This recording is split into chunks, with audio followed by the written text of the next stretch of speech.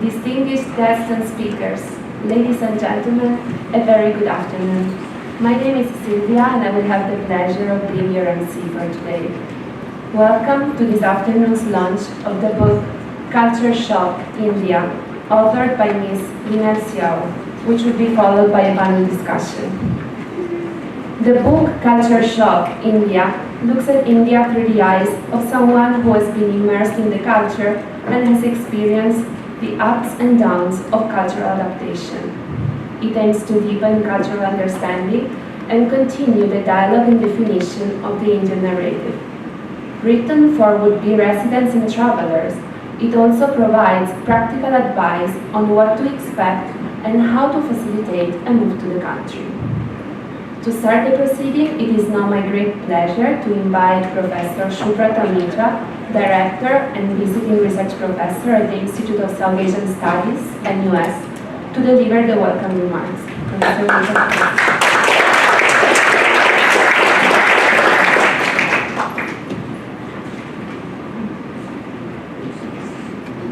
Ambassador Sri Amitendu, Chairman ISAS, Your Excellency Sri Jawed Ashraf, High Commissioner of India, Excellencies, distinguished ladies and gentlemen.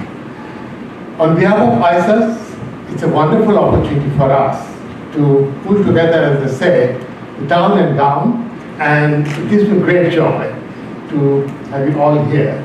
I immediately say how grateful we are that so many of you have given up your valuable time to be with us today. I'll start with His Excellency Sri Jawed Ashraf, very busy person, but as a guest of honor, you have done us honor, sir.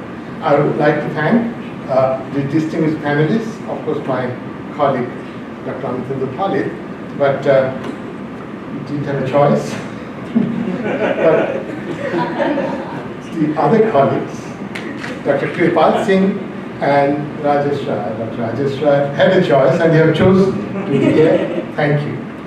To our distinguished author, Lynelle Seow, who we owe this honor. 1, 2, 1, 2. Play. No, that was not on the cards. I owe a special vote of thanks, I could say it right away, to the editor of the series, Mr. Marshall Cavendish, because when you pick up the book, naturally, like most people, start from the back. I start from the back, it says over 4.5 million copies sold. Now, I'm a bit of an author in my free time. When I see that kind of figure, I find it enviably shocking. But then he said there are 86 countries, so the shocking figure can be spread out. Then he says there could be one on Singapore. Would you do it? Well, I still hope to have a future with Singapore, so I leave that shocking possibility to other people. Now, I see many familiar faces, so you know what ISAS is about. I see some unfamiliar faces. Since you don't know what ISAS is about, there is a document you can pick up that says what ISAS is about. It's a think tank and a research institute. It has a mission. So my colleagues and I, chairman included, are a community committed to a mission. This is the mission. ISAS is dedicated to research on contemporary South Asia. The Institute seeks to promote understanding of the vital region of the world and to communicate knowledge and insights about it to policymakers, the business community, academia, and civil society in Singapore and beyond. So you'd ask, where is culture in it? So you're probably all a little surprised, if not shocked, that ISAS, in the middle of a working day, is giving up its paid work time to do this. So the first point I have to clear is why we are doing it. Chairman came back from South India for a visit, where we are closely connected to Andhra Pradesh, and brought a copy of the CultureShock and asked me, Prof, look it up and tell me what you think of it. I am not exactly a young beginner in this trade. All my life I've taught, read, researched, written books, and I am a little jaded. So when I had a book, of course, the chairman has asked me to read it. I sat down with great respect. I could not put it down. Now, that's the kind of book it was. So at the first opportunity, I went back to the chairman. I said, sir, we must launch it. And that then was the background to this event. So you want to know, we are a think tank supported by the Ministries of Foreign Affairs, Trade and Industry, and we are here to connect Singapore in three main areas, which is economy and trade, foreign policy and security, governance and society in South Asia. That is what we do. We write lots of policy papers and so on. Where does culture fit in? Why are we doing this? To this, my answer would be, in ISAS, we have a divinely ordered hierarchy. It goes like this. In the beginning was cash, that's trade and industry. Behind cash is politics. Behind politics are societies and institutions. And behind them all are people and their cultures. ISAS believes not in a shoot and scoot policy at all. We believe in enduring deep relations with people, and that's why we take culture so seriously. This is not a one-off. I had barely arrived in Singapore. The chairman asked me to attend a poetry reading session of migrant workers from Bangladesh. That taught me how migrants can also become cultural citizens of a multicultural society like Singapore. Again, chairman's idea was to launch a book on cricket, a national obsession in India and Pakistan, and that taught me again how to take people and their obsession seriously. And now we are continuing the tradition of doing our job well, which is to do policy, but look beyond policy to something enduring like culture. Then again, there is a problem. Now that we have established why we do culture, the question is, how do we do culture? That's the thing about this book. Now, you can't talk of culture unless you draw boundaries. Now, like for example, the smell of ghee on burning hot rice, or the smell of the first rains on parched dry earth, or the smell of Delhi airport when you walk out of the aircraft into the airport. That's a very peculiar smell. I mean, these are the smells with which I recognize India and our culture. So culture has to be exclusive. But what do you do when the self has to communicate with the other? How do these two exclusivities meet?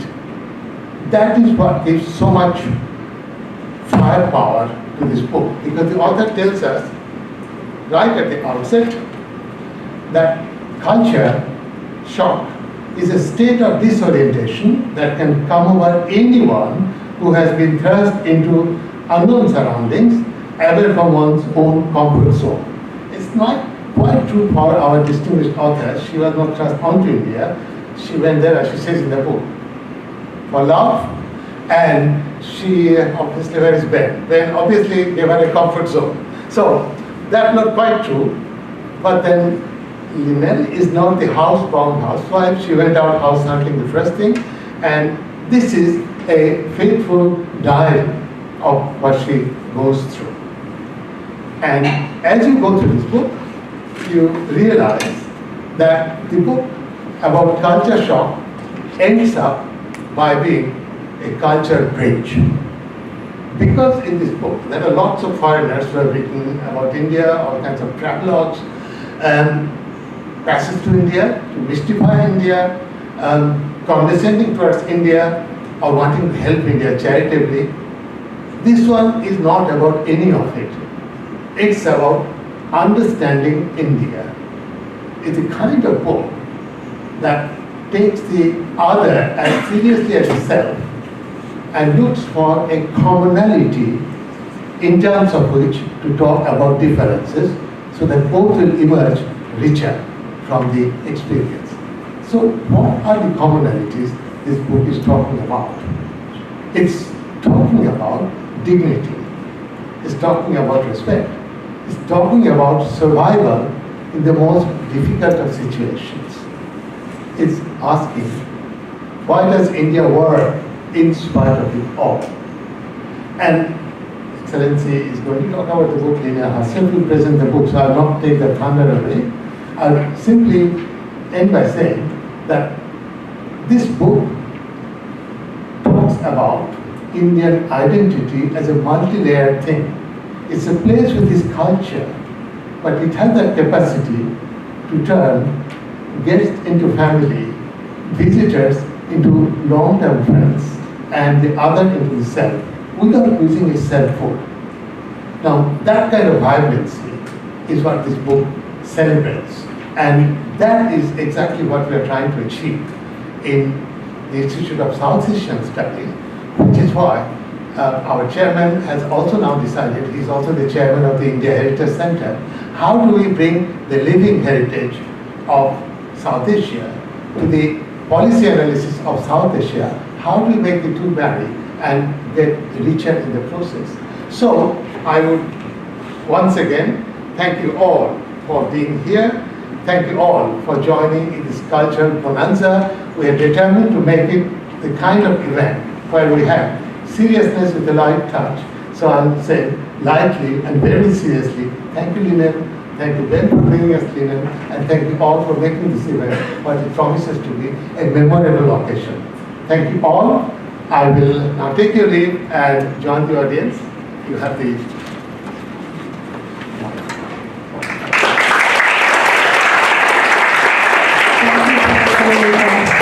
I would now like to invite Ms. Lynelle Seow, author of CultureShock India, to introduce the book to all of us, please. Ms. Lynelle Seow.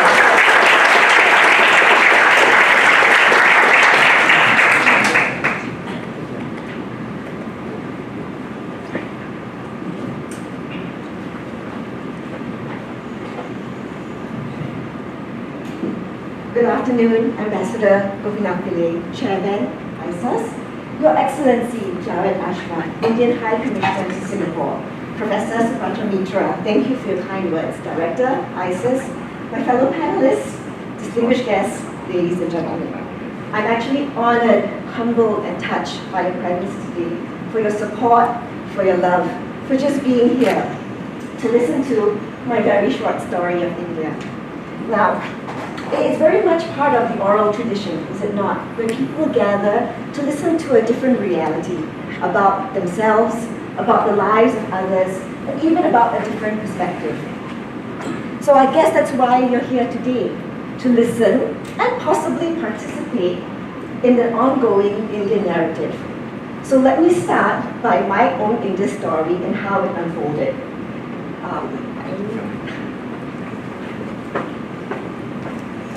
Okay, it started here in the city called Vijayawada. Now, most of you may not have heard of Vijayawada except in recent times. In 2001, my husband Ben and I were invited to a wedding. And it was our very, very first time in India. Then, my only impression of India was Little India and perhaps the song Muniru Balita. So I thought, okay, Little India, I'm just going to Big India. How much more wrong could it be? How much more different could it be? Just, bigger. And then, when I landed, I saw this. And I thought, oh dear, I had misjudged the size of my perceptions.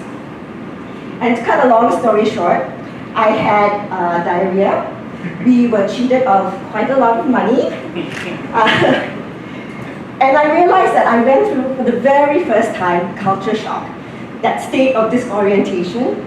And it was almost so extreme that I think I would have called it cultural coma, because it was immense. And in the days ahead in Vijayawada, as well as later on in Chennai, I experienced the perceptions that we've all come to know or think about India, and some uncommon ones as well.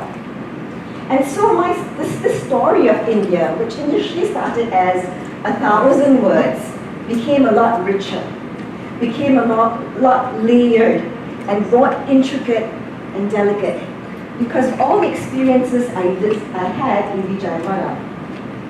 Now, Nonetheless, when even though I had those wonderful experiences, I left India telling Ben, never again. And you can file that under, I guess, famous last words. Because in 2008, work had brought us to Mumbai, and in 2013, to New Delhi. Now, the story then had become a lot more complicated, adulterated by a lot more impressions that come my way. For example, when I left my job in Singapore Tourism Board, my colleagues packed me a care pack of things. And in that care pack was about half a dozen or so food items, diarrhea pills that could have lasted years, and as they hugged me on my last day, the immediate message was, good luck, please don't die. So it's with those kind of well wishes that I embarked on my other journey to New Delhi. And I realized I needed a more positive impression of it. I needed to tell myself that things were going to be all right. And I looked no further than to the movie at that time, The Best Exotic Marigold Hotel. So Sunny Kapoor said, everything will be all right in the end. So if it's not all right, it's not yet the end. And then I made a conscious decision from another quote in that movie that was taken from Maya Angelou. I'm not just going to survive, but I'm going to thrive. But I was still very, very scared. So we arrived in Delhi in winter, and I saw this. My very first time from the airport to the hotel, this passed by a car, or rather a car passed by the elephant. And I realized that there's one thing that started my whole journey and my whole thought towards India. This is where the improbable becomes possible. And it reaffirmed my resolve. I was going to thrive. Okay. And then it got hot. And this is not even summer yet. This is on its way to summer. And I realized one thing. Surviving India, first and foremost, is the subjugation of your spirit.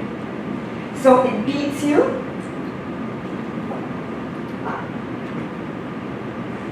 Oh, well, it beats you. And then, this is the climax, this is the pause. Okay. I think it's stuck. Well, there you go. See, India. Things work when they can, when they want to, and you just deal with it. You roll with the punches. That's one of the lessons I learned. Flexibility is a way of life. You know?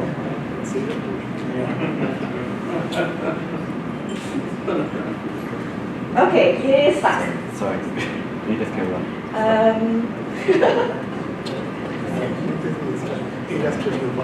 Should we start? Okay. So shall we start off? Okay. So it beats you, and I had a series of images, basically, of life beating you and uplifting you. So the next slide was that of flowers, and it became this almost a pulse of getting beaten and getting uplifted. Getting beaten and getting uplifted. And it was a preparation. It was preparing you either to clear you or confine you of your perceptions. Clear you in the sense that what do you make of it, or confine you, meaning strengthening your own idea of what is negative, what you do not like. So in this case, it was a process of maybe purging you with some of the things that were not helpful, and filling you with things that were. So it was at this point in time, when we moved to Delhi, I was also moved into, there we go.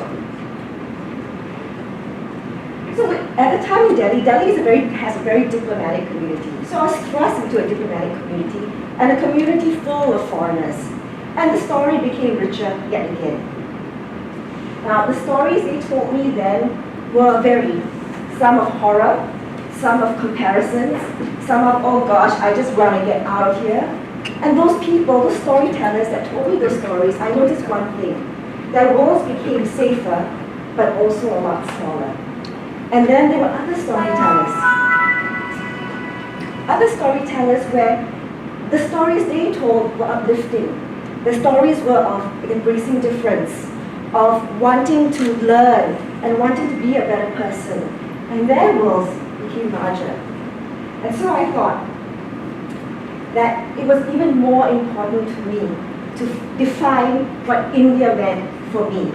Not just the stories that can scare me, or the stories that can uplift me, but stories for myself, in order to find myself and to find what made India so special for me. And so I began to curate my understanding, to learn from the perspective of how much more can I learn from India, how much more can it change me, and let India do its magic on me. So at that time, there we go. There we go. It breaks you and it uplifts you. So these are some of the things that I read through. So at that time, my publisher, Melvin, was seated over there from the Marshall Cavendish, came to me and told me, we want you to write a book about India. But we want a non-Indian and we want an outsider perspective. So at first I said, no, that's just too much. What do I know about India? And he said, talk about the challenges. And I did. It's half the book. The other half of the book is about its charms. Because it's two sides of the coin, isn't it? The challenges and the charms. And I was still very hesitant. I told Melvin, I'm not sure about this because what can I give? What can I bring to the table? But day by day, and comment by comment, India began to seep into my bones. Until the point where I just needed to put pen to paper and tell everybody why I was writing. So I realized why people feel almost immediate culture shock when they come to India. Some people describe it as an assault to the senses. For me, it's this. India is experienced in superlatives. That means everything is experienced in extremes. So it's extremely hot, it's devastatingly crowded, it's horribly wet, it's breathtakingly sublime, it's amazingly diverse, magnificently ancient, the finest example of cultural continuity in the entire world. And like its slogan, incredibly incredible. And it seems it extends to its people as well. Take this lady. I'll read from the book. Nothing is moderate about Indians. They inhabit the space between restrained pensiveness and unbridled emotion. Now this lady moments before was complaining about the traffic. Unbridledly complaining about the traffic, but when the wedding drum started beating, she changed immediately to dancing. And that, there you go, from one emotion, unbridled emotion to another, that can happen in a split second in just one person. Now, although Indians can be varied, there are some common traits among them, where Indians can really claim the space too. The first one is creative. It has its own word, which I really like, jugaad. It means thinking out of the box. There is no English equivalent, and I wish there were. But it means innovation. It means making the most of what you have with as little money as possible. And you see thousands of these examples in India. And it just expands your mind and expands your thinking as well as to how to do things and how to do them differently. There's another trait, and I will borrow these words from Mitra, the argumentative Indians. And I can see some people already disagreeing with that statement. But it simply means that Indians love a good debate. They love a good discussion. And what that means is that there's always another very viewpoint when you speak to Indians. It is not always that same one viewpoint. There's no groupthink. There's always a very interesting and very amazingly different point of view all the time. So gradually, my consciousness shifted from looking at the what's around me, the traffic, the food, and it slowly moved on to the who's. Now, there was one word that unlocked it for me, and it's a very simple word, namaste. Now, initially, I thought namaste was like, hi, hey dude, how you doing? just like aloha is in Hawaiian. And then my yoga teacher actually told me, or rather enlightened me to its true meaning. And so when you say namaste to someone, you're essentially saying this: the spirit within me salutes the spirit within you. Which means that you're constantly recognizing the agency of the other person. Or sometimes in India, 1.3 other people around you. But agency and the other word, adjacency, that means is also another uniquely Indian phenomenon where you have no personal space and everybody is around you. But that's a different story. So the book is touted as a survival guide. Surviving is good, yes, but thriving is better. So the secret to my thriving came from an unlikely source.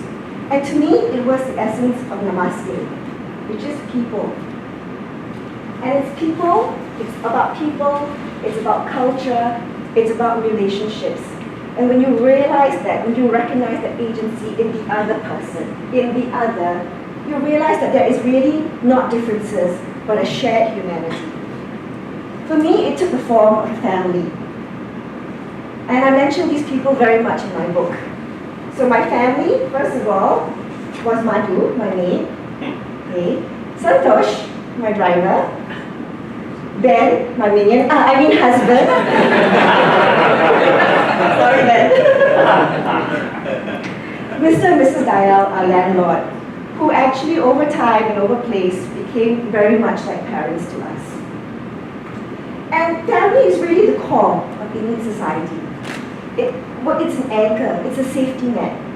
And because we had such a strong support, it allowed us to really flourish. And so the spirit of Namaste made me see the spirit of other people and the support of other people. So that strangers became friends, and strangers slowly over time also became like brothers and sisters and family. And after that, there was no fear. There was just kindness and oneness. And I think that made the world of difference. So once I had that stability and support, I could flourish. I learned to see the humor in things. That means reframe your rants. Go with it. Aram se, right? If this happens to you, and it happens a lot, deal with it and just wait. Wait and let wait. Or do what I did, roll with the punches. Okay? And even tumka to it. Tumka is a Hindi word for dance. Tumka to it, to find your own rhythm, to find your own song. So in short, it's basically to thrive and enjoy India once you establish that stability. You also learn to find meaning like I have, in both the mundane and the magnificent. We're starting the countdown to Diwali right now. And Diwali is the festival of lights. Now, it's my favorite festival for two reasons. The first reason is that, this is our house, by the way. I used to be able to help Mrs. Dayal light the diyas. Diyas are the oil lamps that we put around the house in Diwali. But the second reason is really its meaning. It's a triumph of good over evil, light over dark, ignorance, knowledge over ignorance. And so I hope in this short introduction of what I shared and what I've written in the book, it will be another light for you to enjoy the dialogue of India. So in conclusion, the book takes you through the process, because India is a process. You first start with the disorientation, and the book acknowledges and affirms that yes, things will be tough right at the start, but that's okay. And then it builds on your understanding. Why are you feeling the way you do, and helping you interpret the world around you. It then goes on to the practical aspects of settling down and integrating well. And once all that is settled, possibly and practically enjoying India like I did. So I'd like to end with this quote. A mind that is stretched by a new experience can never go back to its old dimensions. Similarly, if your mind today has been stretched by what I said, what I shared, and perhaps what I've written, then, and if all that has happened and makes you want to, number one, read the book, number two, visit the country, or number three, put on a new lens, then I'm very happy to have been one more voice in the story of India. Thank you very much.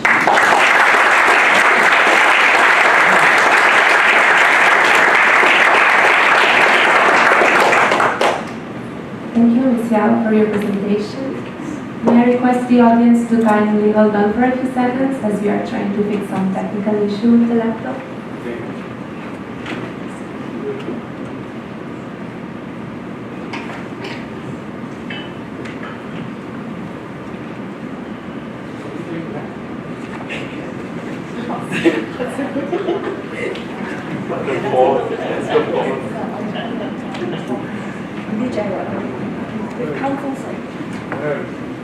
Thank you for your patience.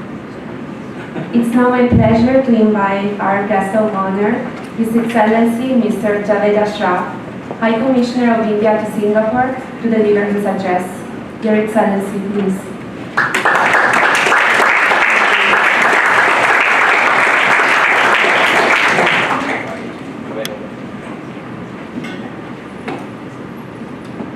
Ambassador Palit, Professor Mitra, the star of the afternoon, Lynelle, your supporting half, Ben.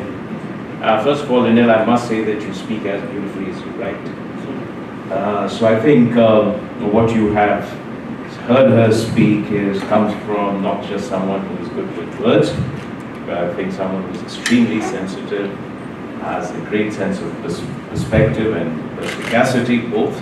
And it comes through not because you can weave stories or you can narrate it well, but because you can feel and experience something in its true beauty. I think the title CultureShock, of course, is a series, but it, as others have alluded to it, might, in the case of India, be too mild. As Ambassador Pillai keeps reminding me, there are those who go from here for the first time and experience, as you said, the extremity of the extreme. And they use all kinds of hyperboles to describe it. But for you, I know it has been a great labor of love. And it's a great joy for me to be part of this event, simply because it is a very special moment by a very special person. I know that one of the challenges here is, of course, when Lynelle and Ben are around, is that they can talk about India.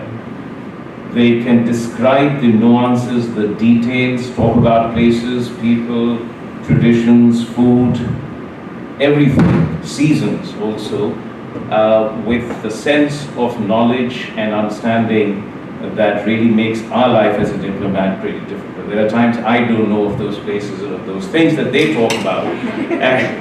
and all of it with a great sense of joy and exuberance. Now, this is obviously comes from those who have deep love for India, a deep respect and admiration for India. And it is not a surprise that she's translated this into a wonderful book.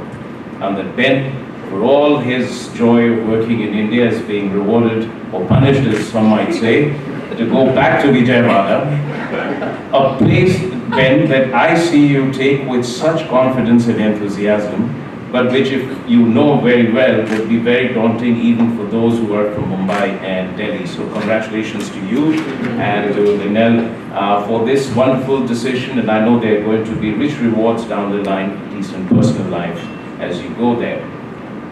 And now, this love for India, as in any human relationship, can be extremely irrational, can be beyond logic or reason, but that is what it is, and your love is always, in some sense, precisely that. And it's only later, when you experience it, that you start fitting it with reason, with structure, with logic, and with a sense of reason as to why you fell in love with it. But it's really something about chemistry and connection. And I can see that both Lynelle and Ben have intuitively felt it. And it's a feeling that doesn't usually come to everyone, but to a large number of people. I remember when I was in Germany, I found that when I was looking through the visa applications, that 75% of applicants in a particular period of 6 months were making a repeat visit within 3 years. And that's quite extraordinary when you think that I'm talking about mid-90s. So it's really a great, really something which we value very deeply, that she's decided to take her love to its logical conclusion. But what I found it a little challenging, and I thought that it was something that she might have found ambitious too, was to try and encompass all that she has experienced and everything that she did in that period that she was there, and to reduce this country, which is subject to all kinds of hyperbole, to the covers of a book. But she's done this extremely well and beautifully. And every time, I read through it, and that someone who's lived there all my life, it actually brought smiles on almost every other occasion as I was reading through it. But it takes more than just love and commitment to a place. And I think it takes something like empathy, absence of value judgment, curiosity, interest, sensitivity to be able to write something like India. I remember a lot of writers, a lot of photographers, a lot of people who have tried to capture the essence of India have done it in a variety of ways. Some have dramatized poverty, some have celebrated the color, some have absolutely gone eulogistic about its philosophical traditions. But to do so without a sense of judgment, do it in a sense that you simply appreciate something for what it is. It takes a great deal of yourself as a person to be open, to have that level of appreciation and insight and sensitivity, of philosophical understanding. And that is what I see in the book that Lynelle has put. And when I have been as a diplomat, we also travel to many countries, and I know what you would have felt at that point of time as you been to a country like India. A sense of both exhilaration and fear, expectation and apprehension, imagination and some sort of preconceived ideas, a sense of both a foreboding and a desire to explore something, a desire to go out and touch things, but at the same time self-preservation. And when you land in a new country, you feel something, you notice everything to begin with. But then people separate into two groups. Those who retain that sense of curiosity and wonder. You start by searching for the familiar and being struck by the unfamiliar. But soon you can easily fall into the dead patterns of habits when you stop looking around yourself, when you stop asking questions and you go about your day as you would in your home. But I can see that Lynelle and Ben both have used every day to push the boundaries of understanding, to explore new dimensions and new areas. And the result is extremely obvious. So at one level, you read in the book the history, the connected, the parallel patterns of history, the layered history, all of which is far more complex than histories in many parts of the world, and in many ways now a contested history. You read about the sociology, the anthropology, the diversity of faiths, traditions, culture, food, marriage habits, even the way of talking, languages, scripts, everything is put together in some way that the dots have been connected. Because this diversity also has, to use our famous cliche, a sense of unity.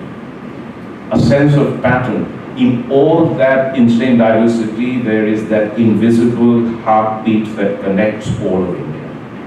And to be able to feel that essence, to be able to understand, is a true experience.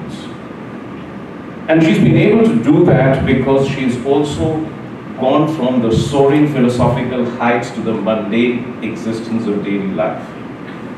To deal with and to see and observe the streets of India, to find out how to deal with people that you interact on a daily basis that may seem inconsequential in the larger purpose of your profession or of your life and your social circle, but who can actually make all the difference between a day that goes on happily and the day that goes on miserably.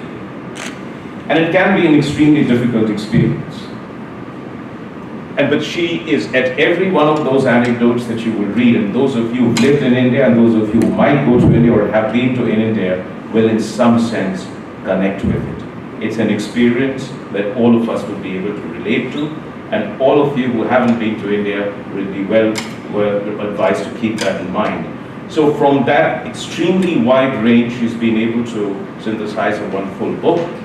And I know the sense of satisfaction that you would have got out of navigating through India in a way that left you, as you said, with a stretched mind. Because India is, in a sense, the microcosm of the world. A land of absolutely infinite diversity. A land of the highest levels of human triumph and human failings, where you've seen the best of human sensitivities and generosity, but you can also see some of the most grim challenges. And in the midst of all this, you see smiling faces that seem to defy the logic with which we judge life and which we measure our successes and failings. So to be able to capture some of that essence is indeed a remarkable exercise. But what is also important in that is I think she's really concrete. Because she has in a sense related to India the way she has, she never uses the word "I have understood India." Because you can never understand life, you experience it. You can relate to it, and at the end of it you can say, wisdom. So this is in a sense something that when she was talking, I realized that it was not something which says I've spent 5 years there and here I am the author of everything that is well. Which is why it is particularly relevant to read this book, because it is at the level of experience. And I'm sure at some level, and I must say this despite your having said what you said about Little India and Big India, as Singapore prepares you in some sense for it. Because it is here that the word tandoori chicken rolls off everyone's tongues with the same ease as it would in India. Where in the course of the last 1 week, I've seen the Diwali lights come up. I have celebrated the Gujarati Navratra. I have seen yesterday the Durga Puja, and over the past year, I have seen Thaipusam and Mahashivratri and Holi and everything celebrated here with the same gusto, enthusiasm, and the same spirit as you would find in India. Where in the streets of Little India, you will find 106 fantastic restaurants where you will learn from your Chinese Singaporean friends which is the best Kerala restaurant and which is the best restaurant for dosas in the city. So if there is this city, and when we talk of diversity of India, we must also remember that this little city of country of 719 square kilometers has the largeness to nurture the diverse currents of human achievements, the diverse currents of human life and its cultures, its traditions, in ways that are still a magnificent example for the rest. And it is in this same spirit, I think, that Institute of South Asian Studies is doing a remarkable job of bringing South Asia or interpreting South Asia not just through the written words, but through the senses, because as Lynelle will tell you better than I can, that South Asia has to be experienced through its senses to be fully understood, not just captured in written words, important as they are. And I think at a time when India and Singapore are coming closer, when 1 million people from India travel to Singapore every year, and more Singaporeans are going to India, this is a book that must be read by everyone, whether or not you're about to go to India or you plan to do so in the future. But perhaps if you read it, you'll actually be compelled to buy a ticket and fly to one of the 16 destinations that Singapore is connected to. I'm confident that this book is going to generate a lot more tourism to India and repeat visits. So you've done more than your share for Indian tourism, and you've been part of Singapore Tourism Board, and I think you're going to be part of the Indian tourism endeavor here too. So congratulations once again. I think it's a remarkable effort, and I'm going to recommend it to everyone there who I meet in the course of my stay here at elsewhere also. And congratulations to the publisher for taking this on and doing a great job justice with it. Thank you very much.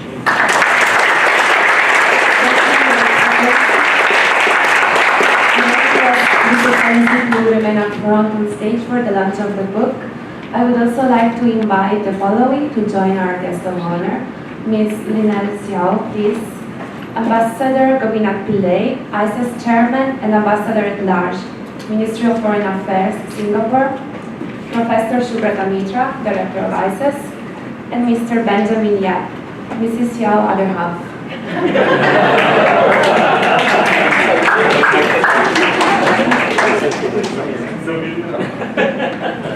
It's great that a million get invited. I better stand the duty. Let's proceed with the launch of the book.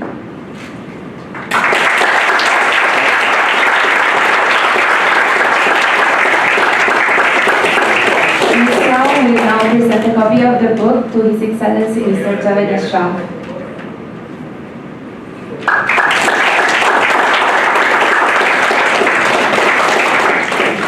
May I invite everyone also to stand for a group photo.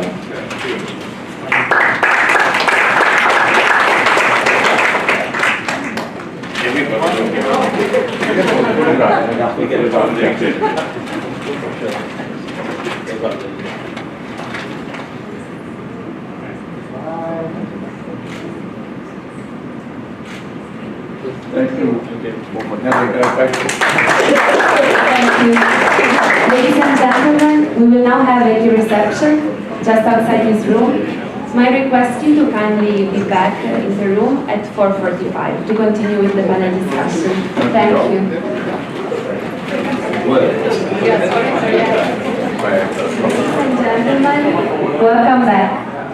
It is now my pleasure to introduce the distinguished speakers of the panel discussion. Dr. Kirpal Singh, scholar, poet, fictionist, and futurist.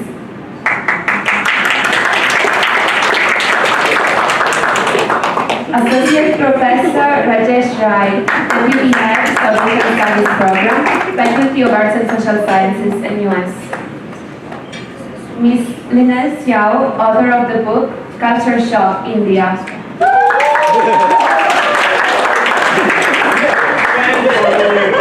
The session will be chaired by Dr. Amitendu Palit, Senior Research Fellow and Research Lead, Trade and Economic Policy, Institute of South Asian Studies, NUS.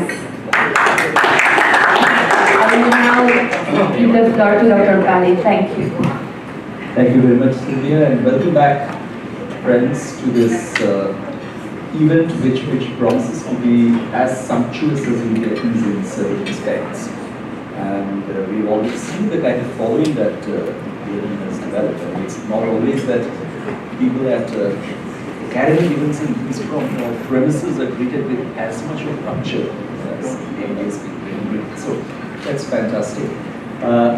Let me begin this session. You have already, I won't take much time to the introductions. Introductions have been made available, but I'd start with a little bit of a statement which is very often used of India by people who want to make sense of India and can't make sense of it. And that's attributed to the very celebrated Cambridge economist and political scientist, Mr Jawed, who actually said that the most frustrating thing about India is that whatever you say rightly about it, the opposite is exactly true.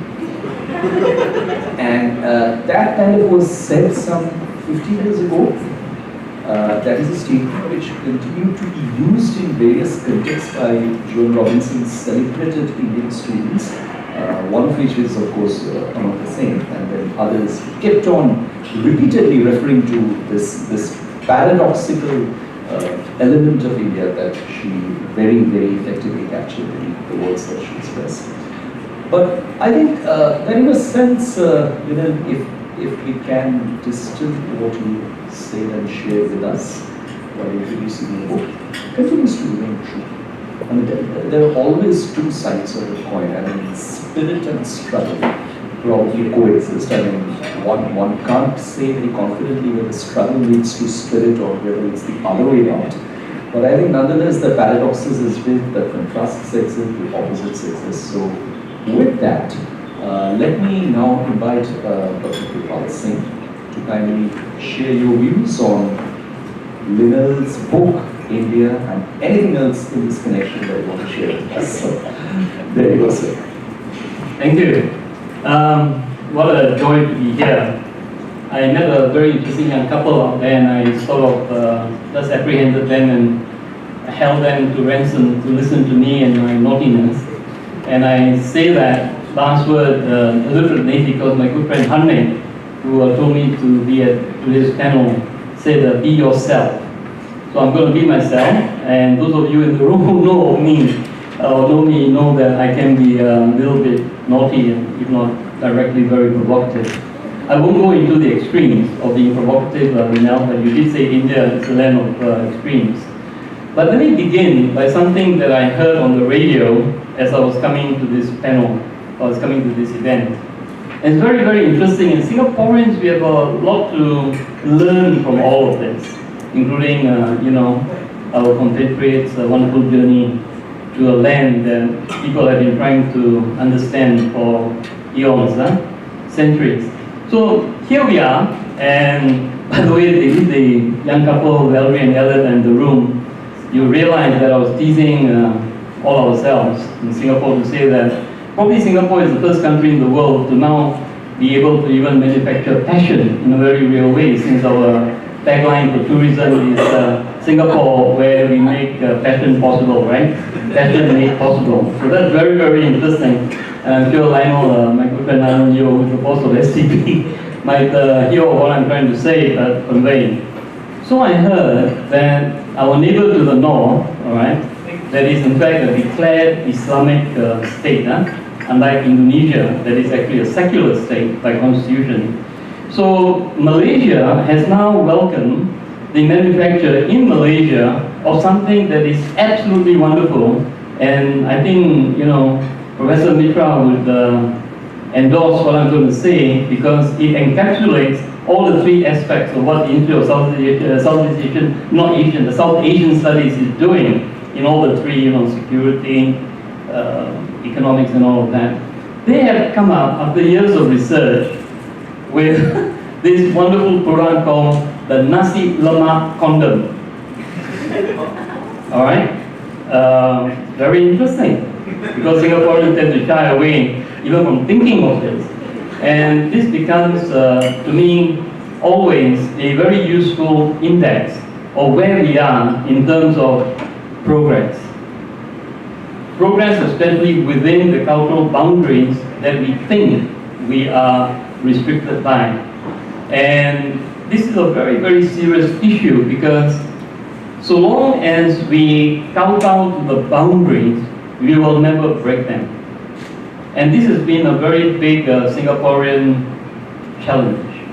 Unlike India, where you break and you make boundaries, literally every hour, every minute. So one of the fascinating things I found about Lynelle's book is precisely that every other moment seems to be a surprise or a shock, or an endorsement. Meaning the other gets a nod like, I know that, I recognize that, like, wow, what the hell is going on? These are very, very interesting moments, I think. I was in Trivandrum many, many years ago, and at that point I was still in this, revered institution, NUS, and we had been sent to Kerala to be at a conference.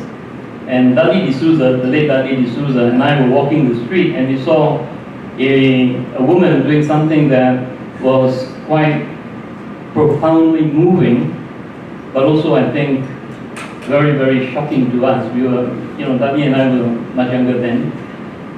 And she was eating her own excreta. So the excreta was coming out, she was putting her hand there and swallowing it. And we felt a very strange, emotion. There's no word in English, I think. My knowledge of English is not too bad, but I can't tell them a word which, like your jugad, has the whole, flavor of it. But it left a memory with us that is indelible. That was one extreme.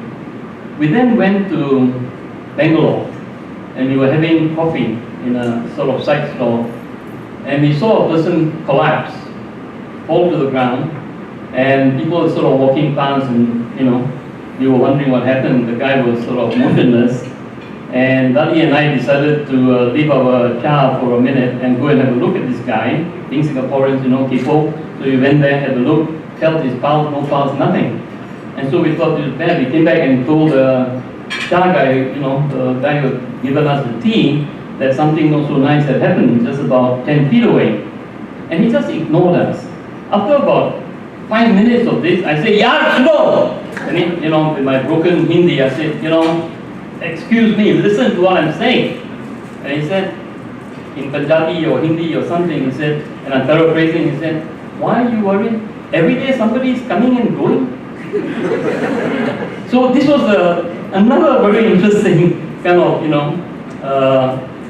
I suppose you can call it shock, or I would call it a learning. Very, very interesting. So my question for Lynelle, and I'll stop there, is to say that from Walt Whitman, who said India is a passage, right? Passage to India, and then he said immediately passage to more than India. So everybody who goes to India goes to more than India, right? And you can only experience it if you're there.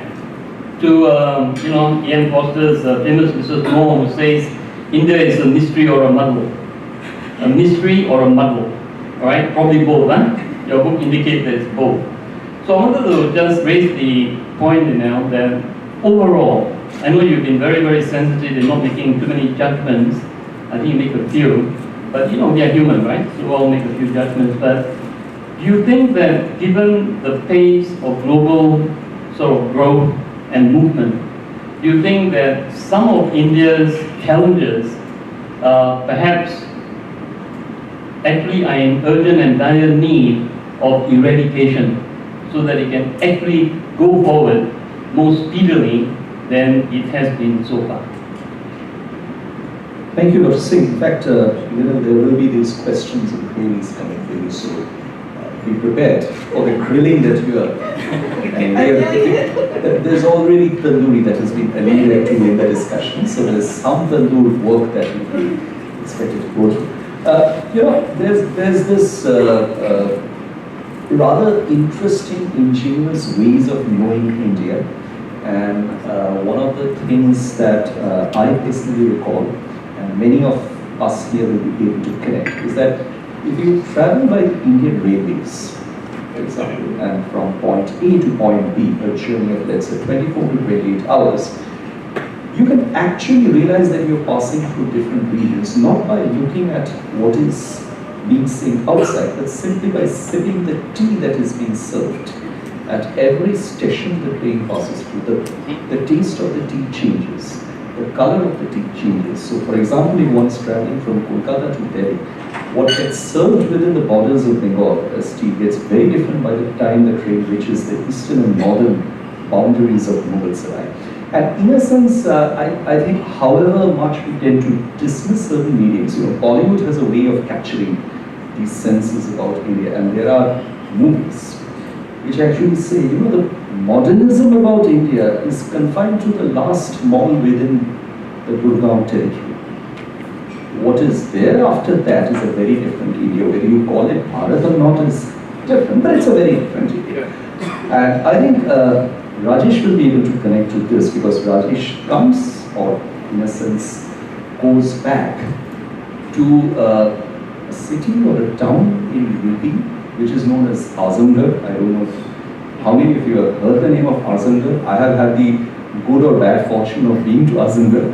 Azamgarh is famous for a number of things. I won't mention what is its most famous export.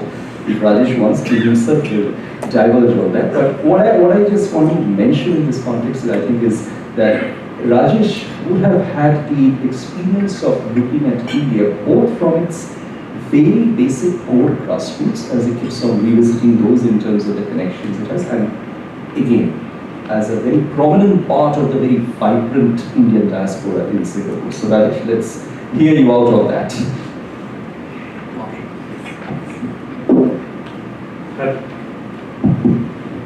Harnik invited me and told me this is an informal setting.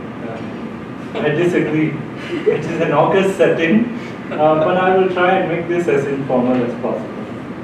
I'm going to try and share a little from perspective of India from the diaspora, something that I've lived through all my life. How do you talk about it? I start when I teach my students in my introductory module on South Asian studies, and I give them the vastness of South Asia or India that comprises more than 2/3 of it. And I say, you know, when you're told figures like 1.3 billion people or 1.7 billion people in the case of South Asia, how big is that? And you think of all of South America and all of North America and all of Europe combined.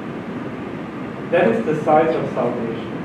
India is slightly less, so you can remove part of Europe. That is how large South Asia is. And so when you listen to the news that tells you about an incident in Delhi, not that it's unimportant, be aware of the scale that we are talking about. And once you have a perception of that scale, you also come to recognize, and by the way, I should mention to you, whole Australasia is born to South Asia every year. That's the size of it. But once you are aware of that scale, then you realize how impossible it is, a task to talk about India. So Lynelle, congratulations. You have managed the impossible.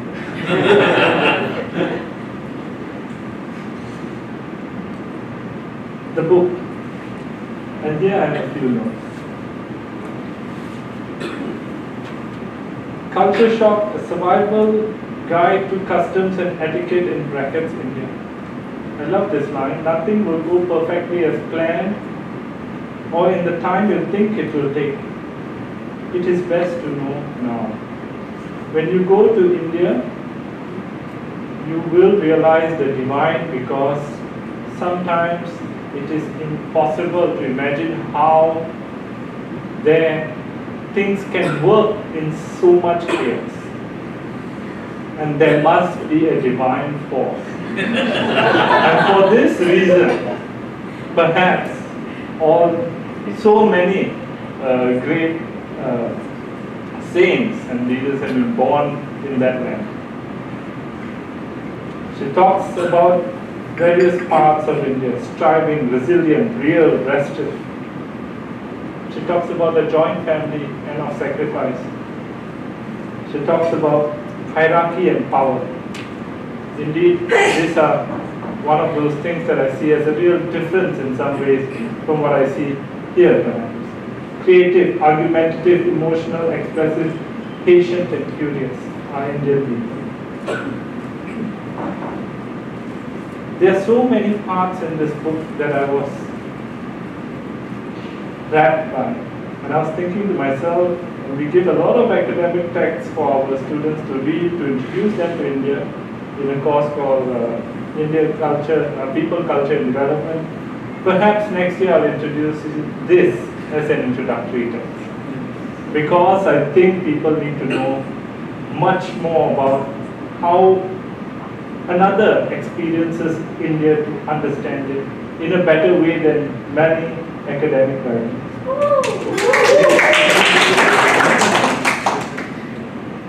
It is a sympathetic account, okay? And when you look at India, perhaps in representing it, one cannot help but have some empathy to try and translate the kind of resilience that you see on the ground amongst the people of it. This is my great takeaway. Now, as part of the diaspora, I'm part of the old diaspora as defined by diasporic scholars, in that my family is 3 generations in Singapore. Now, in a lot of academic writings on the old diaspora, they seem to emphasize that for the old diaspora, when they left India, it was a permanent break. Living in Singapore though, our experience of India, or at least my family and my experience of India, was never a break. India began at home. India began in the joint family I was born in. India was part of the one Hindi movie that they used to show in a week on Singapore television when I was a child. And we had to watch it over and over again because it was a requirement to emphasize our identity and so on. So 16, 17 reruns of Bobby is what we went through. And we saw India through that, but we were also living India in our own way. I went to India many, many times. At the age of 3, at the age of 5, I remember little of that. But there were a few journeys that were very important. When I was 17, I went to India because my brother was going to get married. And we had to find him a bride. And so, because, well, that's what good boys do. They follow their parents' ways. So I was part of this journey. By the way, I married in Singapore. And when we went on this journey, it was transformative. It changed the way I looked at India. So many aspects of it were strange. This was a very middle class Hindu India that I went to, and indeed I was born in a middle class family myself. And we, in addition to going to see different brides, we were given important lessons about India and Indians. What did I see on my journeys? And this is Banaras, not quite Azamgarh, close to Azamgarh. By the Ganges, a little girl. And the one time I used to get to escape from the joint family was by going to the Ganges as a 17-year-old and with my cousins all around me. And there would be a little girl who boarded me, and she was selling candles. And now I recognize she couldn't have been more than 7 or 8, because I was a child at home who was 7. And she was selling these candles and obviously poor. And I was immediately telling her to go away. No, we don't want to get it. And she told me, I just want to talk to you. They're immensely curious. They want to know you. And so we chatted and chatted. And at the end of it, I bought her entire set of candles. It's an amazing salesperson. But more than that, a 7, 8-year-old girl being able to do that, it was fascinating. It's the tenacity of India in the most adverse circumstances that I saw. There are many, many more stories that I can share like this. Of village India. When I went there, on that same trip, I met family for the first time. They knew everything about me. And they will tell you who you are related to and so on and so forth. And then they'll ask you, do you recognize me? And the truth was I didn't know them, but we mattered for them. And there was something very emotional about this. So that's another aspect that Lynelle goes on. I think I'm just going to end off here by saying that I love the fact that you have been able to capture India so well in your book. And that perhaps in a year's time it will leave an impression, not just on me, but also my students. So many, many congratulations. Thanks, Rajesh. And you have noted Rajesh still didn't divulge what Azamgarh is famous for. As true Indians, we won't divulge. But Lynelle, this is to come back to one of the points that you alluded to in your main presentation. You mentioned family, and I was struck by the fact that you showed these images which had a maid and a driver. Now, let me just touch a little bit upon the driver. A driver is an integral part of the Indian society, and nowhere else in the world does the driver have as much importance as he or she has in India. And this is evident from the fact that not only drivers become part of the families, because what you shared was very similar to what another Singaporean friend had told me, that it was only after living in India that she realized that you just don't lock on to the maid and the driver, you actually get on to take responsibilities of their families as well.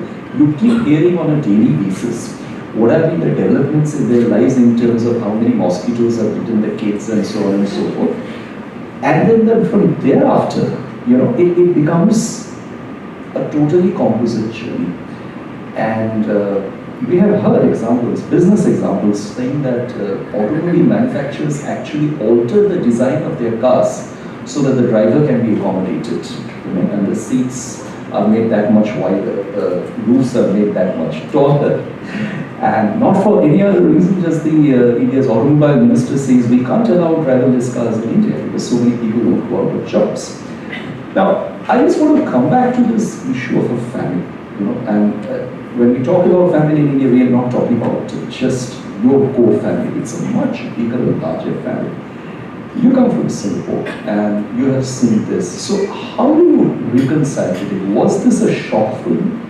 Or today, after having gone through it, revisited it, documented it, do you think it's good, bad? It's something that well, one can argue that it is very characteristic of India. But do you think it's something that you will look forward to getting engaged in, if again you go back to India, as you're going to pretty soon? Well, in terms of what you said about the driver, let me share what my friend told me about her driver. She said, when I came to India, she said, get a driver. Before you get a maid, get a driver, because he's indispensable. In fact, he's more reliable than a husband. And I realized that's true. But Ben does drive. But first of all, it's dangerous to drive on your own in India because there are no traffic rules. Officially there are, but in reality there aren't. And so a driver becomes a means of getting from point A to point B safely. But more than that, a driver is also someone that you can rely on. So the driver slowly becomes, apart from the guy that drives you from A to B, he looks after you. He makes sure that you're okay because he's accountable for you. And I think once you have that kind of relationship going, where there's a certain amount of codependency, then it becomes something much more than just a professional. I'm paying you, and therefore I'm paying you to drive, and therefore you drive. And over time, when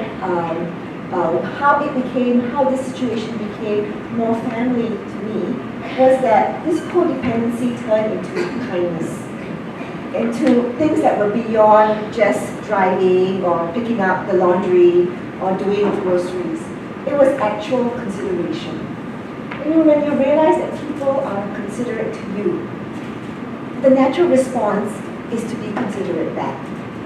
And it's that cycle of consideration that grows deeper, and you realize that one day you actually do care for people, you do care for these people, and you do care for their well-being. So it has gone much more than beyond that, just a functional, transactional relationship. And the driver and the maid as well, who does things for you, and at least my maid, she went over and above the things that she was supposed to do, you realize that people care. Either they are reacting to a certain care, or maybe it's in their nature, but it becomes a nice virtuous cycle. Not a vicious cycle, a virtuous cycle.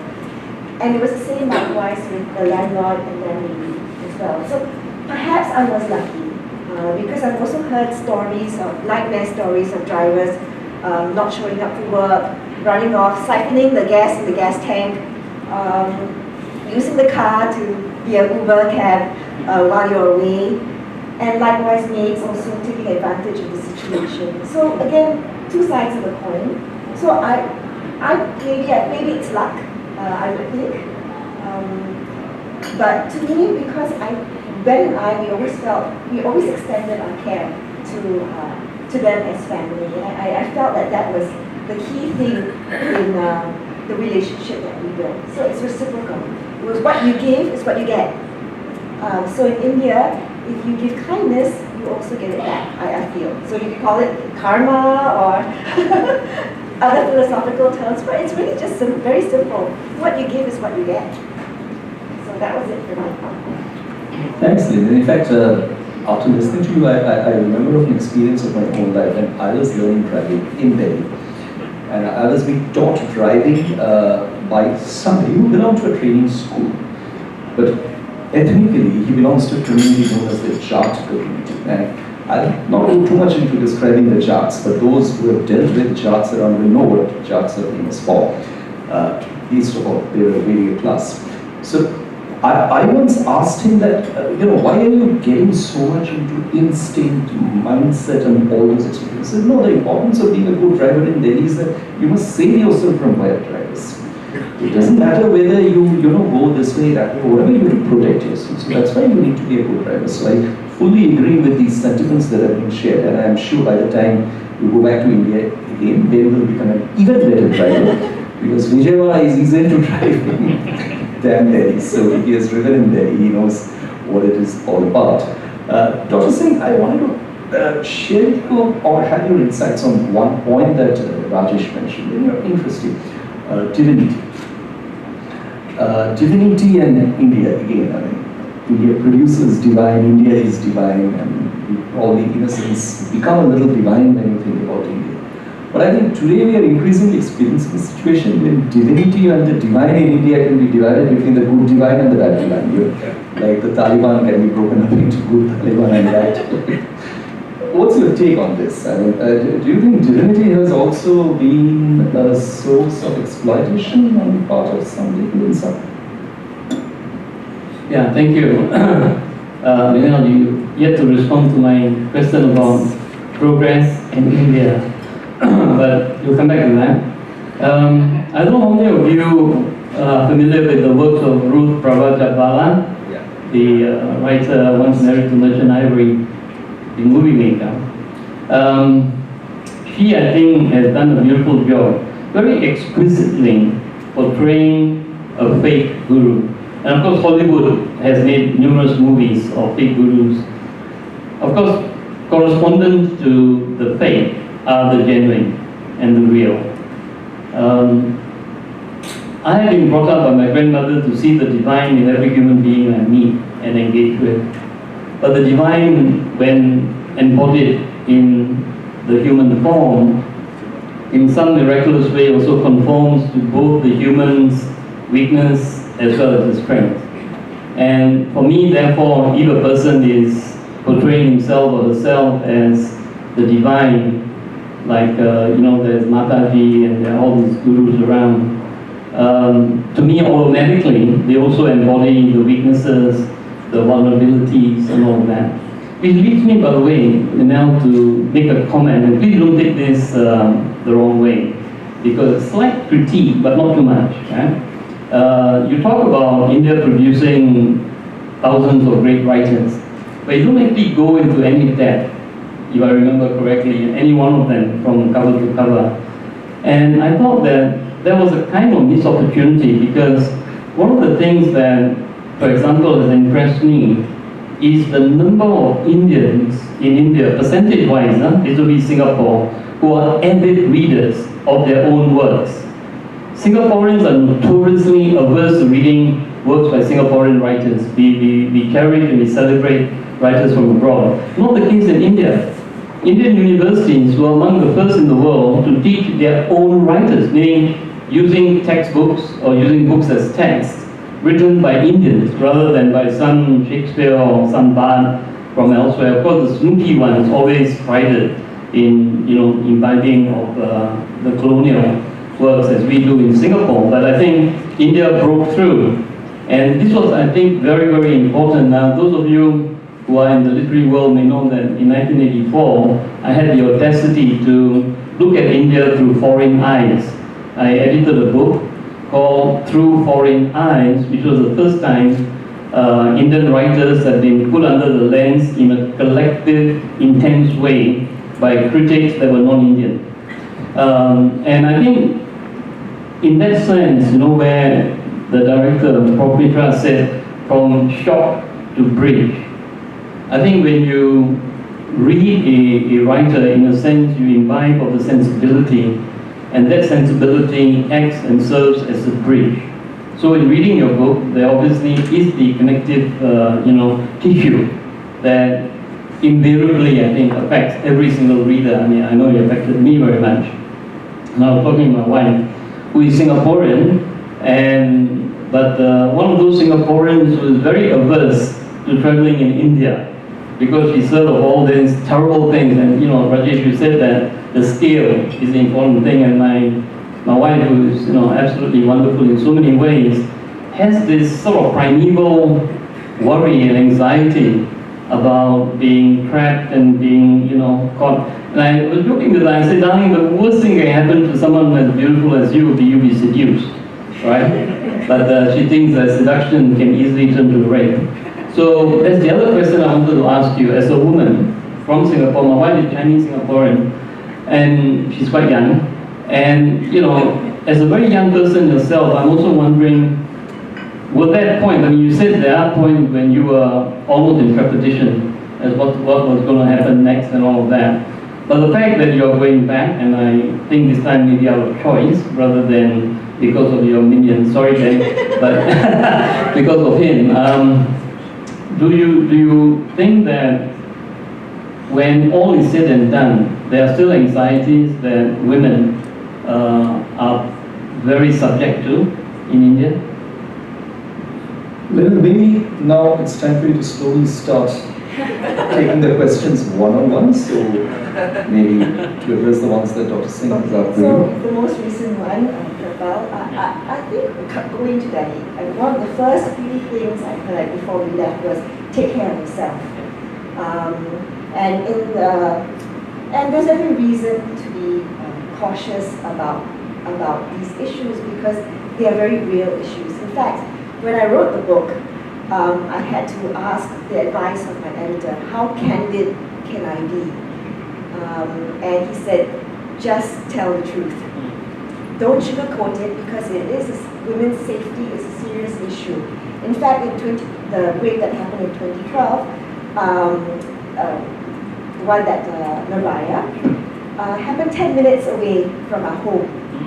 So that made it even more scary and made it more present.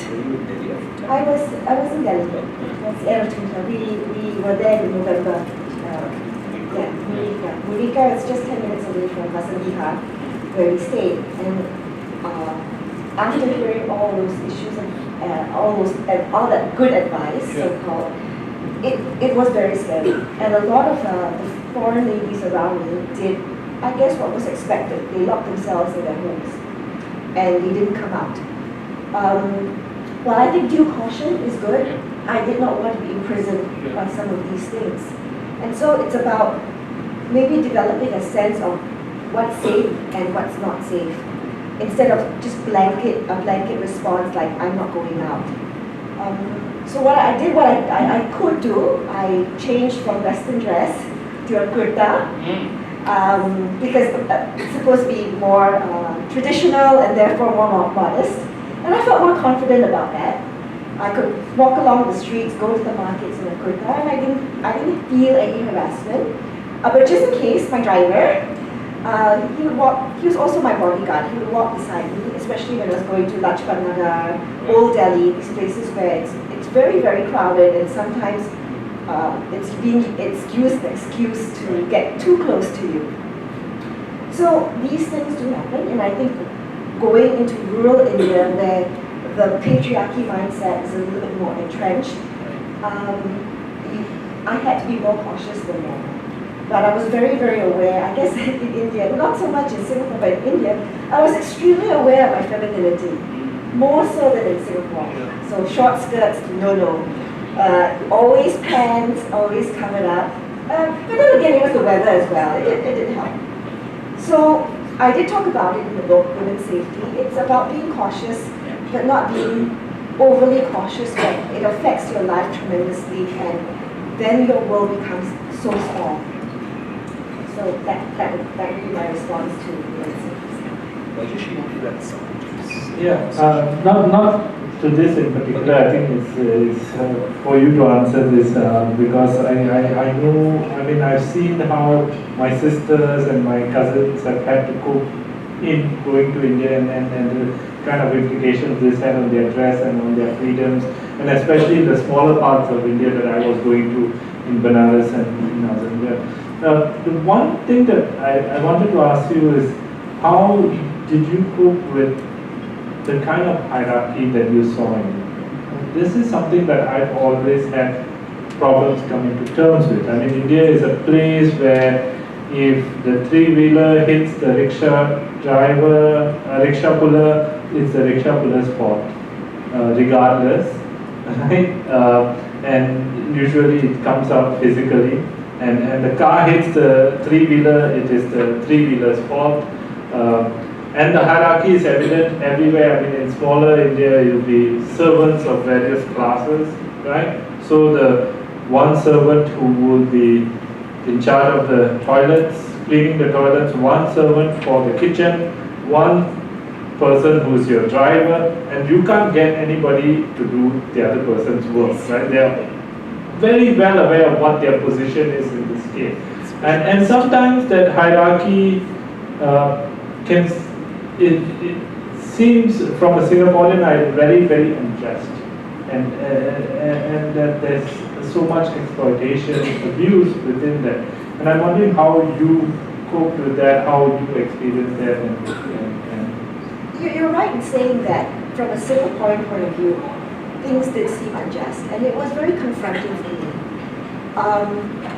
But I realized also that it is part of the way the culture and society is governed. It is a stratified society, and that's the way it works. So apart from feeling the feelings of injustice and wanting to right the wrong, so-called, I realized that I had to respect the wrong, or whatever you may call it, to use that term loosely. Respect it because that's the way it works. But in what I could do, my sphere of influence, I tried to break that. So for example, we go back to the driver and the maid, where there's definitely a hierarchy of the driver being higher than the maid. So what I could do was just ensure that I did not acknowledge that hierarchy. And that means they knew that whether the driver could not push things to the maid, and the maid did not need to defer to the driver for things. So for things that I could change, I did. But for the larger scheme of things, it's impossible. It's thousands of years of looking at society in that way. I can only do what I can with my sphere of influence. Before I open up to further questions, there's just one little experience that I wanted to share with you. This is in connection to a program that the university runs, the STEER program of the International Relations Office, which takes students to 68 countries of the world. And I've been a part of the exchange cooperation that runs with respect to India. And I have had this experience of interacting with the students when they come back. So I remember this group, and I got a chance to talk to them and speak to them individually. How do you find India? They said, a couple of them said, incredible.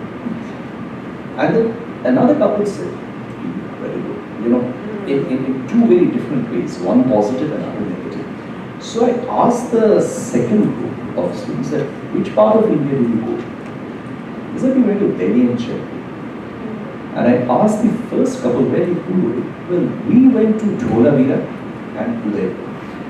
Now, I think this is something that we need to know. I'm not going to go too much into what these actually mean, but I think sometimes As an Indian, and I think I can rightfully claim to be a legitimate Indian in the sense that I'm the only one on this panel holding an Indian passport.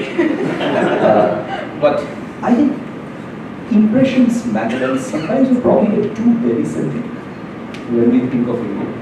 And there are parts of India which are so different from what Delhi is, and in fact, it's remarkable the degree by which they differ. And even when it comes to women, I mean, when one visits parts and places and cities of India where women are actually, I won't go into the question of respect or esteem or anything like that, but it's just that women are far more of themselves in those parts of India, and they don't have to make an effort to be that.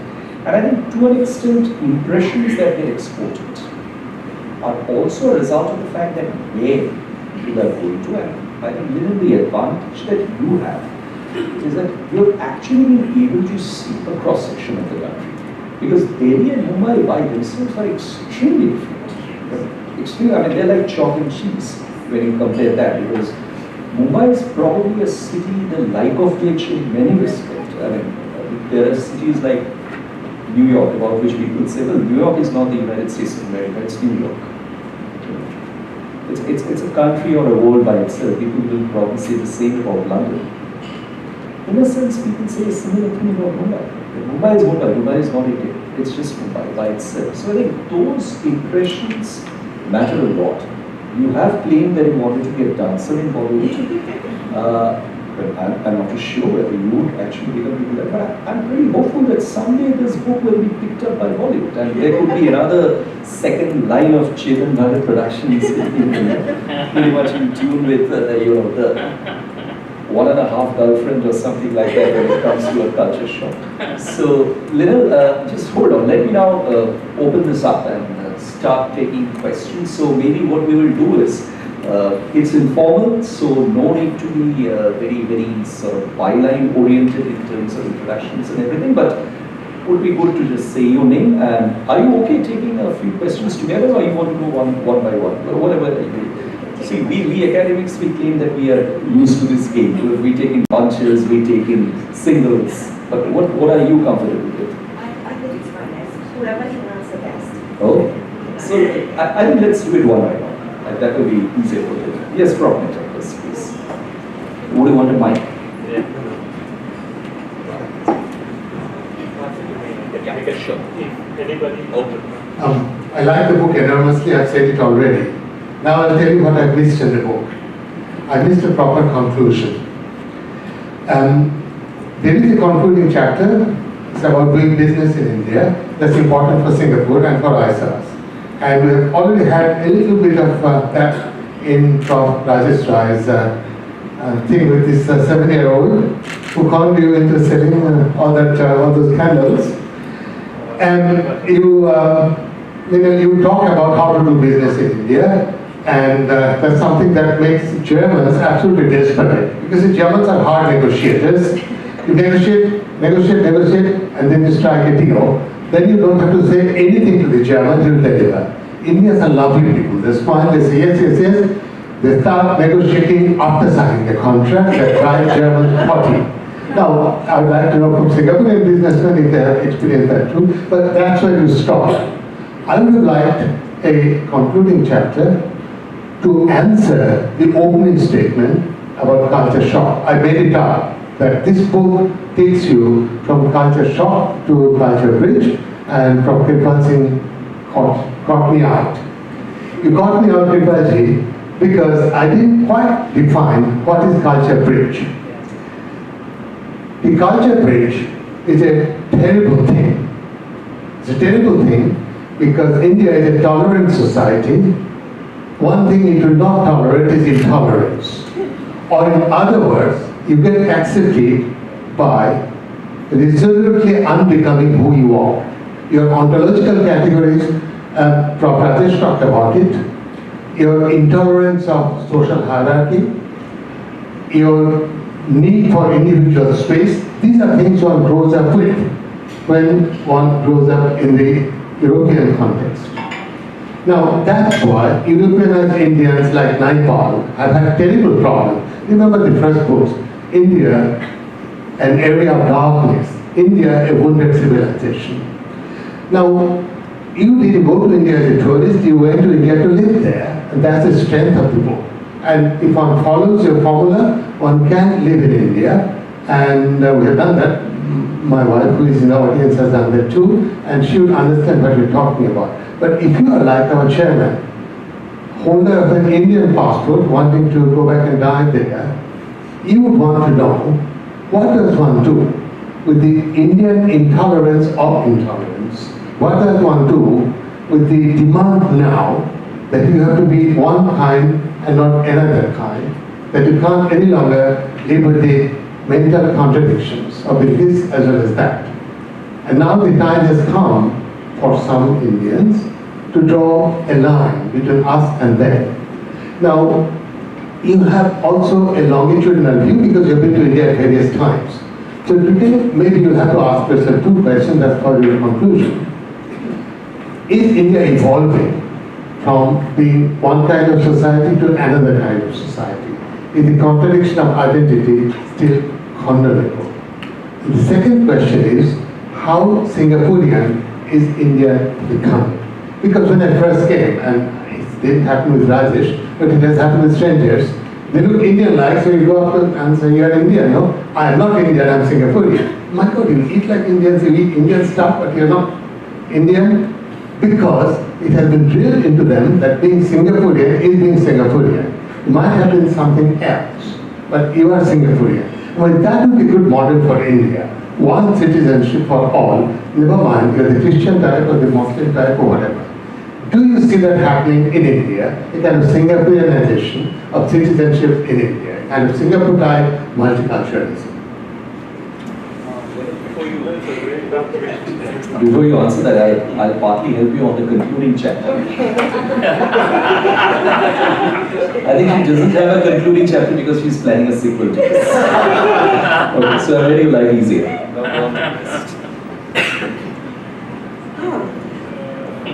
I think India is diverse, and now we're seeing a little bit more of that Indianness coming in with the recent, I wouldn't say recent anymore, but the idea of Indianness is becoming a little bit more, I would defined as compared to before. And Indianness is defined in ways that other people are defining it, more so than what the populace is defining it. So it's a hierarchical definition, not a hierarchical definition, but a definition coming from the top, I feel. And that makes it, those who don't agree with this definition, they look for a different one. So I'm a Singaporean Indian, I'm not an Indian. We tend to see that a lot here as well. Or even in Delhi, when I meet Indians, I'm a British Indian. Yeah. I'm an Indian from, okay, not Pakistan, but I'm, we won't go there. But very, very strictly, I'm a British Indian, and they say it with a certain amount of pride. So perhaps it's the messages that they received when they were young about what a British Indian is versus an Indian Indian. And perhaps it's them asserting their hierarchy in that particular instance with that word British preceding Indian. Now, when I was in India as well, I heard people introduce themselves as a Singaporean Indian. So for me, these adjectives are a little bit of asserting a certain kind of identity that's different and distinct from the other people. But maybe it's a way of standing out. Maybe it's a way of communicating. I have certain other qualities or traits over and above Indianness. So whether people are looking at integrating themselves with Indianness, I see less of that happening, just because I think definitions are getting a little bit too granular. And so Indians themselves are so varied as a people, as a culture. So it's hard to box them up into certain adjectives, which is what I believe, or at least in my view, is happening right now. And therefore there is a pushback on that kind of narrowing of the definition. I hope this answers the question. Let's have more from the audience. More hands. Yeah, sure. Hi, while you are making up your mind to ask a question, I'll follow it directly from our director who said make this conversation light as well as serious. I think it's been a bit too serious, your last discourse on identity. So let me say two things. One is taking up our chairman's reference to Joan Robinson. About 4.5 decades ago, I wrote to her and asked her what was the prescription for Singapore in terms of economic development, because we were in that point in time where we needed some help, and I knew that she was helping India. And she wrote to me and she said, those are by the letters of back return, hand signed and all of that. I still have a letter somewhere. And she, of course, was quite a good student of Harold Laski's as well. But she wrote to me and she said, how do I advise Singapore? Question mark. Then she went on a few things. Then she said, by the way, doesn't Mr. Lee, your Prime Minister, prescribe you enough? And then she signed off. A very interesting moment in terms of, this is why, Rajesh, when we talk about teaching our students, history and all of that, there are so many histories. The women came up and said, history is always like his story rather than her story, that kind of thing. So a history that is communicated by books such as Lynelle's and by letters, diary notes, those kinds of things, present perhaps a different, but also sometimes I think a more honest, conveyance of impressions and all of that. So that is very, very important. And I think my late uncle was a communist, and the reason why I was sort of struck by what happened in Kerala was that it's a communist, and of course Joan Robinson was a communist. So, I mean, in terms of the intolerance of intolerance, this is very interesting, and I'm going to end on another light note. I was in New York, and the guy taking me from JFK to the city in my hotel was a Sardarji, like me wearing a turban and all of that. And within seconds, he began to say, Sat Sri Akal, to Kitho Aaya, what, in Punjabi. At some point I told him, I said, I'm sorry, a Singaporean Sikh, and because my mother is Scottish and my wife is Chinese, my knowledge of Punjabi is like zero. You know what he told me? He said, get rid of the bloody turban, don't deceive me. Alright, very, very interesting. One thing that this conversation has, of course, been very gentle about is not directly touching on stereotypes. So I want to ask you, Lynelle, I think, the idea of identity and stereotypes, you see, I always grow a few notches higher in the esteem of some of my fellow Singaporeans, mainly I'm sad to say Chinese and Indians, because the Malays have a very different take on this kind of thing. But the moment I tell them my mother is Scottish, wow, I am a few notches up. Like my good wife's mother had very dubious ideas about Sikhs. Because in the old days, the Sikhs were the bogeymen, right? In Singapore, I tell my, that kind of thing, right? So, so it became a bit of an issue. I wonder if the stereotypes that we are brought up with, even consciously being drilled upon us sometimes, do you think in getting to know another culture, one has to be very, very circumspect? I know you say a lot about being sensitive and all of that, but circumspection is again something, and where do we normally draw the line between being honest and being diplomatic? I think His Excellency said a few things. He said, we diplomats, you've taken away their thunder, right? And in a way, you've been very diplomatic in your book, right? Very diplomatic. And I think, I'm just wondering, the sequel perhaps would be a little bit different. I don't know, I'm just asking this, yeah. I think it's hard to get away from stereotypes because stereotypes is how we make sense of the world. It's about categorization, and unfortunately, categorization of people. So it's something that we have grown up with, and it's hard to undo. So when I first went to India, and many others as well, we are armed with just those stereotypes because we are not aware of the other alternate reality. We have not been exposed enough to seeing people challenge those stereotypes. So when we go, the issue then is when you arrive in India with those stereotypes, what do you do with those stereotypes? Do you choose to accept them or make it into a self-fulfilling prophecy? Sometimes it's the case where it gets more entrenched and you actually believe that the stereotypes become fact.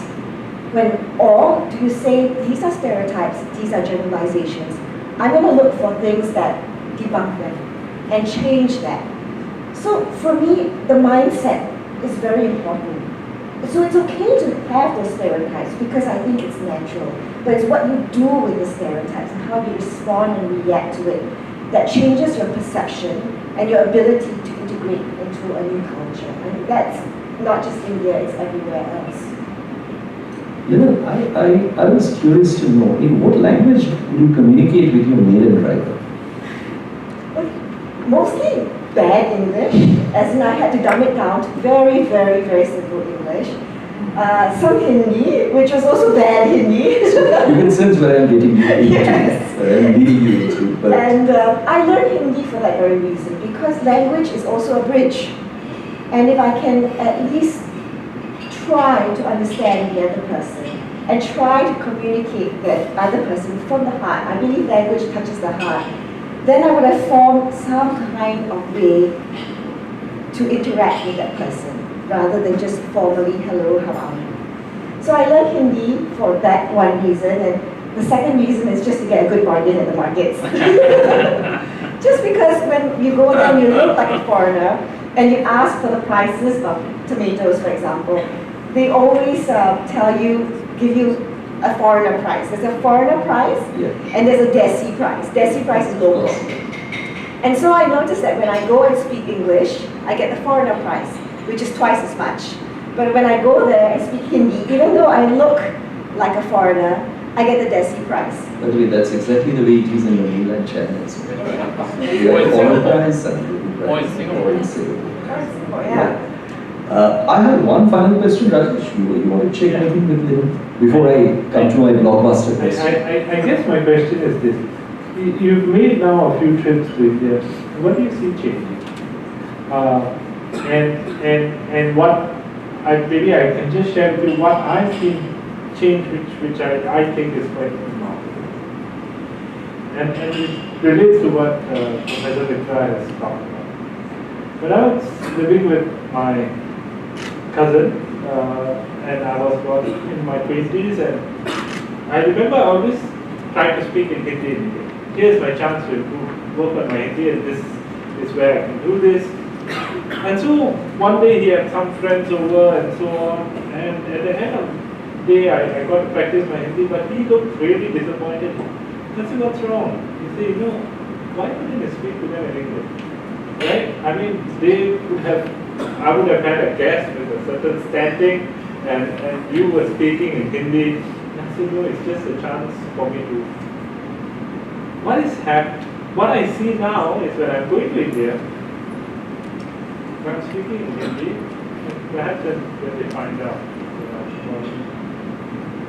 I get people who are coming who are saying, oh, it's great that you've left the country for so long, you've gone elsewhere, that you're keeping your mother tongue. There's a certain pride that's emanated. It is problematic, it is troubling. Some people would say this is perhaps a dangerous turn for the Luthians in India, but it is also a transformation that's taking place there that I see, and I'm wondering, what is it that you have seen change in those trips that you made? Well, Delhi was, let's start at the beginning. In 2001, then I went to Chennai and Vijayawada. And I went back to Chennai again in just a few years ago. And what I noticed is modernism creeping in. Not in a bad way, but Chennai has a different spirit compared to when I first moved to Chennai. It almost wants to be a Mumbai, I felt. So I think in terms of now more people are being educated, they are more aware. Bollywood also being a channel which they can aspire and see aspirations on the big screen. I think it's changing the way that we look at things. And I see certain things, a kind of dissatisfaction in Indians now than compared to when I saw it before. Again, my experiences are narrow. So dissatisfaction in terms of aspirations? In aspirations, wanting more, wanting what they see on the big screen. And also because they have more access to TV, to movies, they see all that, and the ambition to want to get that is there. Again, my view is just based on Chennai, and I couldn't quite compare to Kolkata or Bangalore or Delhi because I've only been there one span of time. So perhaps it's just the course of modernism. Yeah, I just wanted to mention that Naipaul's third was a million mutinies now. Yes. And these are mutinies and new aspirations that are coming out of it. And so on that, my final question is that when you're going to go back to India, right? I mean, you don't have a choice. Right? I didn't have much of a choice while being positioned here. So assuming that you have to go back to India pretty soon, are you still going to carry diarrhea pills with you? I do even now in Singapore. I think it's a force of habit. But that shows that you have become Indian, because even as an Indian, if I go back to India, I'll carry the diarrhea pills. If anything I learned about India is that you have to be prepared with a plan B and a plan C. While you can adjust to things and be flexible, you also need to be prepared. So yes, the diarrhea pills will still be there, but now they're not Guardian Pharmacy diarrhea pills. I found this really good brand called Ropo. 10 rupees per pill, and works better than what you get here. So it's the practice is still going to be there, but it's going to be a different kind of supplier and in a different way. But still become a convert to Ayurveda.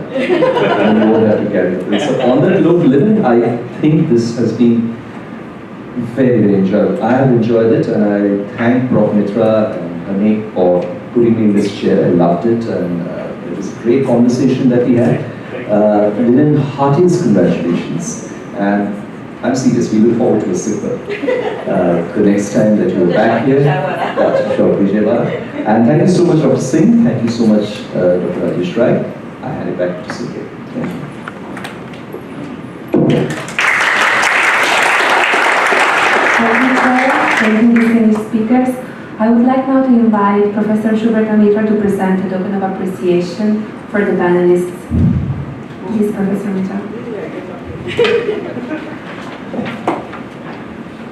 To Dr. Kirpal Singh.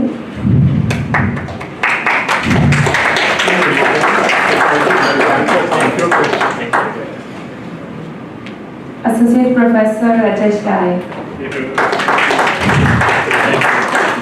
And finally, to Ms. Lynelle Seow.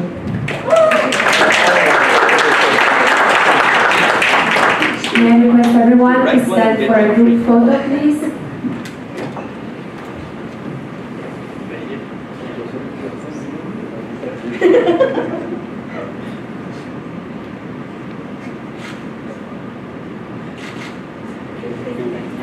Thank you, Professor Mitra. Thank you, Chair and distinguished panelists. With that, we have come to the end of the ISAS book launch and panel discussions. The book CultureShock India is being sold at a special price of $15 today, only during this event. You can proceed to the sales booth outside the room for a special autograph session with the author. We thank you for your kind participation, and we hope to see you again at future ISAS events. Thank you and have a good evening.